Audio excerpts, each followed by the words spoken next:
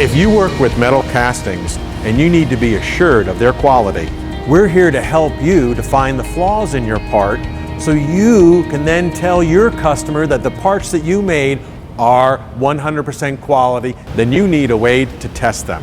NDT, non-destructive testing, is the process for you. And that's what we do here at American Metal Testing. You know, metal castings aren't the only thing that goes through NDT. We can also do machine parts, we can do welded parts, we can do parts that are made out of ceramic. Really, non-destructive testing is for those who have a component, a part, that needs to be verified to a particular specification. As long as those parts have a specification, we can test for it.